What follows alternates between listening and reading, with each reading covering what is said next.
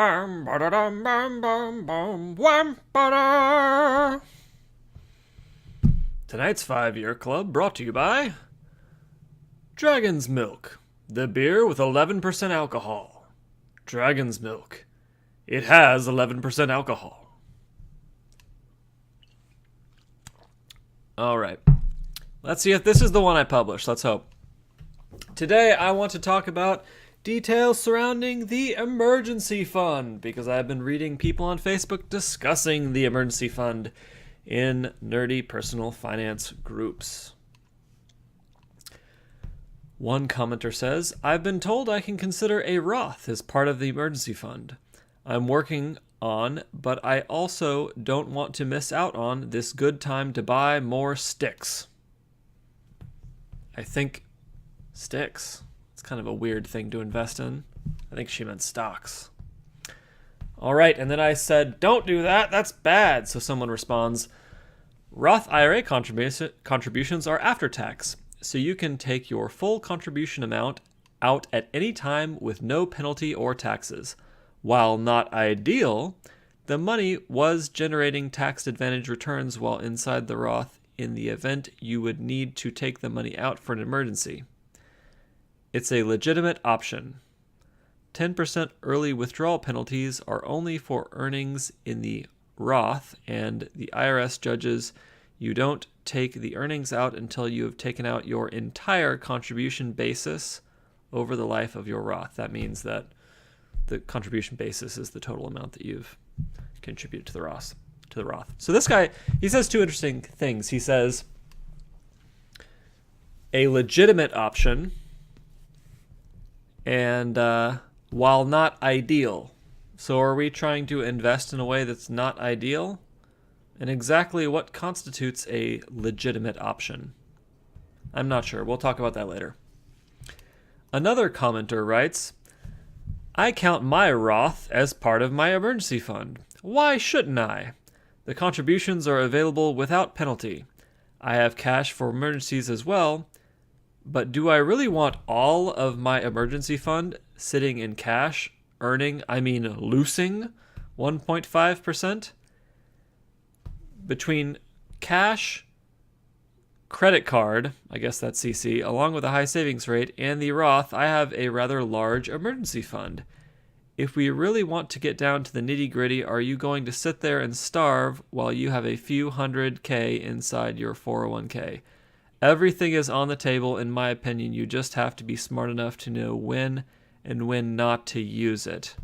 All right, so let's break this down a little bit. Credit card, high interest consumer debt. Is that the type of thing we want to be taking out during a financial emergency when we have probably a bad cash flow, which is the reason why we have to tap into these savings? I don't think so. I think that's probably a bad idea. And, he talks about getting money from a 401k. Well, if he's talking about a 401k loan, if you lose your job and you have a 401k loan, you have to pay it back immediately.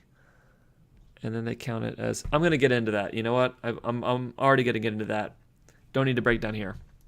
Okay, so let's look at the Roth IRA contributions as an option for emergency cash, because they can be withdrawn tax and penalty free. If you Google this, you will find a statement like, you can withdraw contributions you made to your Roth IRA anytime, tax and penalty free.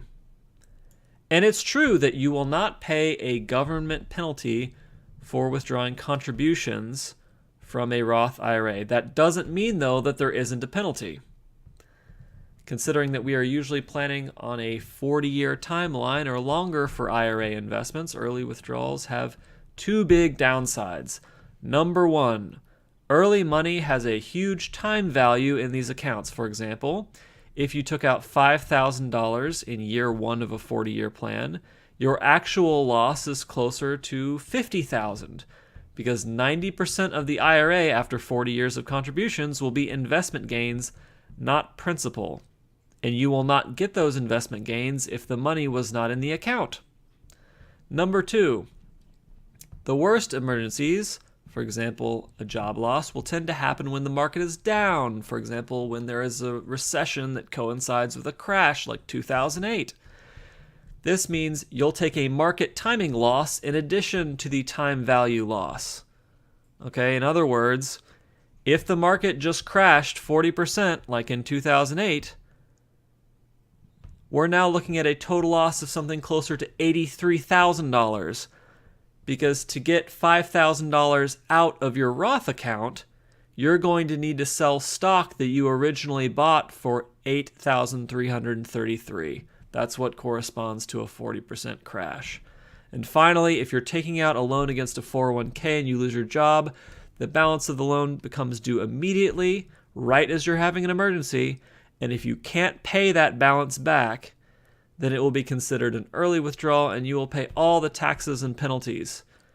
For most people, that's going to add up to, say, a tax of 25%, a penalty of 10% on top of that. So that's a 35% penalty. That's like paying for your emergency with a 35% interest rate credit card. And that is stupid.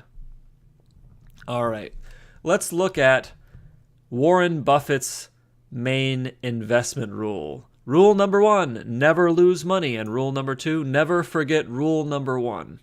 So when we're looking at these retirement accounts, which are some of the most important accounts that we have, they pay for the last third of our life. They're tax advantaged. We only have, a certain amount that we're allowed to contribute every year. So we can't go back and make up for lost contributions beyond the maximum amount that we're able to contribute every year. So it's very important that these retirement accounts be treated really well, and that we use the never lose money Warren Buffett rule when we think about them. A big part of growing wealthy is playing good financial defense, and playing good financial defense means, in the case of an emergency fund, that we protect the hell out of the retirement accounts. This is why we build a 3 to 6 month emergency fund outside of the retirement accounts. Because during the decades, again 40 years, that this retirement fund is growing, there will definitely be some bullshit that comes up. It's not a matter of if we are going to have a financial emergency. It's 40 years. Somebody's going to get cancer. Something bad is going to happen. We have to count on having an emergency. But you say, Lewis, I need a bigger, better deal. I can't afford to let this emergency money sit around being eaten alive by inflation.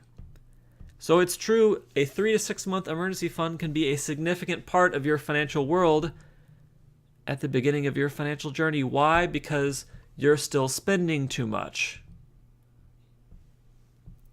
You have a low savings rate, and you have a low net worth. And these things are going to improve over time, but that's your situation right now. The feeling that you're worried about the emergency fund being eaten alive by inflation is a feeling that's telling you two things. It's either telling you, telling you, one, your fixed costs are too high and you need to reduce them. Because if you reduced your fixed costs, then your 3 to 6 month emergency fund for essentials wouldn't need to be so big, and therefore the opportunity cost of keeping it out of the market would be less. And again, I'm talking about fixed costs. I'm not saying that people can't have nice things. I'm saying you can't have nice things that cost you money over and over again in a recurring way that you can't avoid. And the second signal that you're getting is that you don't make enough money, and you need to find more income so you can increase your savings rate so that your net worth is growing so quickly that the emergency fund just isn't that big part of your financial world anymore. These signals are healthy, and they're what push us to grow financially. The final thing that I want to talk about is that aside from numbers, we need to look at the spirit we bring to managing our money. And we need to figure out, are we just trying to get by with it? Are we the kid in class who's trying to do the absolute minimum to get a passing grade? Or are we trying to learn this material well and focus on the right things because we think that learning about personal finance is going to play a bigger role in our long-term life, in our long-term contributions to society? When you look at personal finance on the internet and everywhere, you're going to see a lot of schemes. You're going to see a lot of spreadsheets where people talk about, I borrow money at 3% and I earn 5% on this investment, which I haven't adjusted for risk because that's too complicated for me to think about. So I'm going to make a spread of 2% and that's how I'm going to get rich. Or you see this velocity banking stuff where people are talking about taking out a HELOC and then using a lump sum borrowed from the HELOC to pay down the mortgage, and then putting all of your income into the HELOC over and over again and slowly paying that down before you take out another lump sum, because the difference in interest rates between the HELOC and your mortgage is such that you'll make a little bit of money over time if you do this, and you'll ignore the risks of the bank shutting down your HELOC like in 2008 and freezing your credit, and then you not having the money you need to live that month because you deposited your whole paycheck into the HELOC.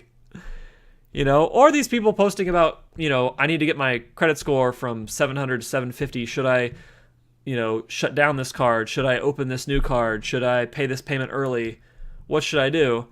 And all of these different little schemes that I read about, they have one thing in common, which is that they're nibbling at the edges of building net worth. None of them play a central role in building net worth, and they all carry risks that the simple spreadsheet models that are easy to calculate mentally ignore. Risk adjustment is a complicated task, and most people don't do it. So when I see these things online, I get grumpy because I want people to be successful, and I want people to grow net worth, and I want people to do it efficiently. And these things are distractions from building net worth. If you read the book The Millionaire Next Door and you read what he actually says about how millionaires build net worth, they get most of their income from their primary profession and they inventory it in the market.